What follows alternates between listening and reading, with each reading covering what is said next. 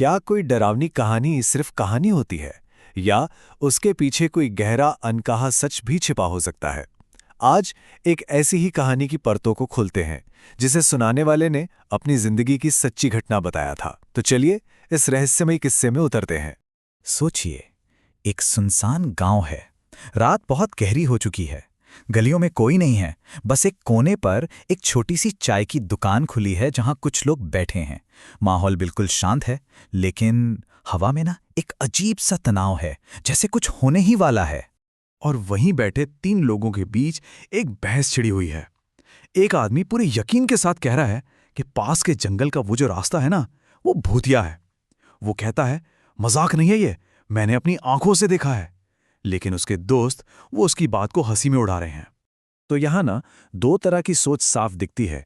एक तरफ वो है जो मानता है कि उस रास्ते पर कोई बुरी ताकत है जो लोगों को बीमार कर देती है या गायब कर देती है। और दूसरी तरफ वो जो कहता है कि ये सब मन का वहम है, अंधेरे और थकान का डर है। ये बहस चली रही होती है कि कहानी में एक नया मोड़ आता है। तो कहानी का पहला हिस्सा, एक डरावनी रात। इसी चाय की दुकान पर एक बूढ़े कहानीकार आते हैं। उनके आते ही बहस शांत हो जाती है। सब उनसे एक कहानी सुनाने की जिद करने लगते हैं। वो बूढ़ा आदमी पहले तो मना करता है, लेकिन फिर एक शर्त पर मान जाता है। वो कहता है, ठीक है, कहानी सुननी है तो सुनाता हूं, लेकिन ये कोई मनगढ़ंत किस्सा नहीं, मेरी अपनी जिंदगी की एक सच्ची खौफनाक घटना है।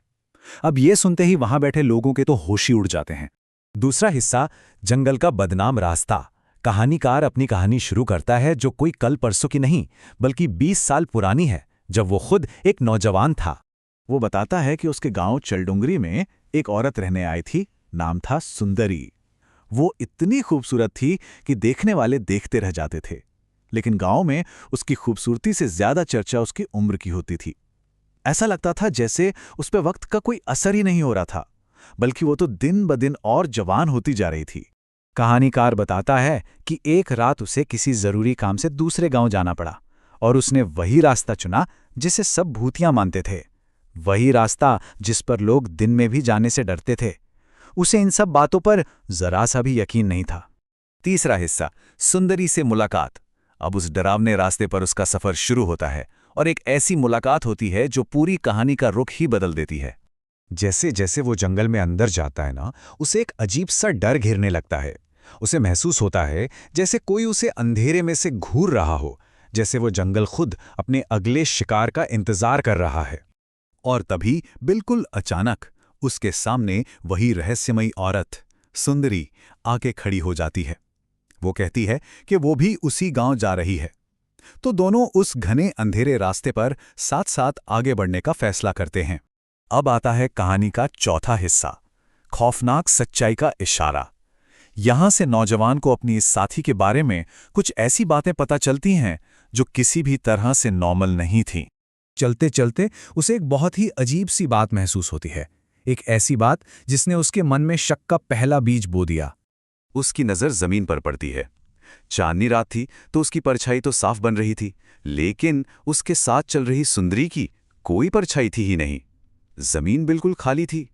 ये देखकर उसकी बेचैनी और बढ़ गई। वो इस बात को अपना वहम मानकर चुपचाप आगे बढ़ता रहता है।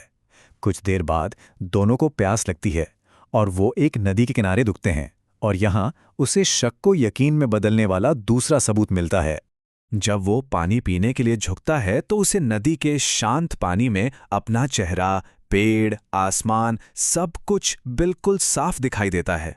लेकिन जहां सुंदरी झुकी थी वहां पानी में कुछ नहीं था। उसका कोई अक्स नहीं था, जैसे वो वहां हो ही नहीं। बस अब उसका डर अपनी सारी हदें पार कर चुका था। और यहीं से कहानी का सबसे भयानक हिस्सा शुरू होता है, चुड़ैल का असली रूप। अब सारे पर्दे उठने वाले थे और सुंदरी का वो सच सामने आने वाला था जिसकी किसी ने कल्पना भी नहीं की थी। जब वो नौजवान डर के मारे उससे दूर भागने की कोशिश करता है तो सुंदरी एक डरावनी हंसी हंसती है और कहती है, डर गए? असली रात तो अब शुरू हुई है जनाब। और फिर उसकी आंखों के सामने जो हुआ वो रोंगटे खड़े कर देने वाला था। सुंदरी का खूबसूरत चेहरा एक खौफनाक चुड़ैल में बदलने लगा। उसके बाल बिखर गए, वो धीरे धीरे हवा में उठने लगी, और सबसे डरावनी बात, उसके पैर पूरी तरह पीछे की तरफ मुड़ गए थे। अब उस चुड़ैल ने अपना असली मकसद बताया। वो बोली, मुझे ज्यादा कुछ नहीं चाहिए, बस तुम्हारा खून चाहिए। तुम जैसे नौजवानों का खून ही मुझे जवान और जिंदा रखता है। उसने बताया कि वो पहले भी कई लोगों को अपना शिकार बना चुकी है और अब उसकी बारी थी। मौत को एकदम सामने देखकर उस नौजवान ने हिम्मत जुटाई और जमीन से एक मुट्ठी मिट्टी उठाकर उस चुड़ैल की आंखों में फेंक दी। जैसे ही वो दर्द से चिल्लाई, वो अपनी जान बचाने के लिए भागा, पूरी ताकत से गांव की तरफ भागा, जबकि पीछे से चुड़ैल की डरावनी चीखें उसका पीछा कर रही थीं। कहानी अब अपने आखिरी हिस्से में पहुंचती है, गांव का इंसाफ। यहां वो नौजवान किसी तरह बचकर मदद मांगता है और उस बुराई का हमेशा के लिए अंत करने के लिए लौटता है। वो हफ्ते हफ्ते गांव पहुंचता है और लोगों को पूरी कहानी बताता है। गांव वाले मशाले लेकर उसके साथ सुंदरी के घर पहुंचते हैं। जब वो नौजवान सबके सामने चिल्लाकर कहता है कि इसकी परछाई नहीं बनती, तो सभी लोग नीचे देखते हैं और सच उनकी आंखों के सामने होता है। सबकी परछाई थी, लेकिन सुंदरी की नहीं। गांव वाले उसे पकड़कर आग के हवाले कर देते हैं, लेकिन जलते हुए भी वो एक खौफनाक श्राप देती है। वो चीखती है, तुमने क्या सोचा तुम बच जाओगे? मैं वापस आऊंगी, मैं हर अंधेरी रात में वापस आऊंगी। बस ये कहकर वो बूढ़ा आदमी अपनी कहानी खत्म कर देता है।